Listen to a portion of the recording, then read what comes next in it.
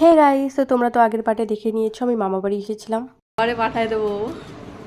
খাবি খাবি? ভাইয়ের সাথে একটু মজা করছিলাম, সেই কারণটা বলা যাবে না, ওটুকুই তোমরা দেখো। তারপর সন্ধেবেলা একটু খিচুড়ি প্রসাদ খেয়ে আলপনা দিয়ে নিয়েছিলাম, জানি ভালো দিতে পারি না, তাও একটু চেষ্টা। তারপর সোজা চলে এসেছিলাম তাদের বাড়িতে, আর আজকে এই মানুষটারই জন্মদিন ছিল। ফুদে ফুদে ফুদে ফুদে দেখছি আমি দেখছি। আর এখানেই ঘটে যায় ছোটোখাটো একটা ইনসিডেন্ট। আসলে যতবারই তনু মোমবাতিতে ফু দিতে যাচ্ছে তখনই আর কি ঋতু হাততালি দেওয়ার মতো করে কেঁপে উঠছে। বারবার এটা হচ্ছিল বলে এত হাসছিলাম।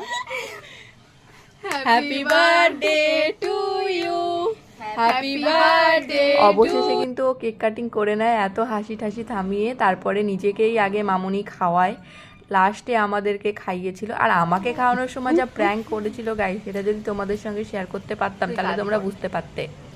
আমরা খাওয়া দাওয়া করি, তুই কাজ কর। ভীষণ মজা করেছি। আর এই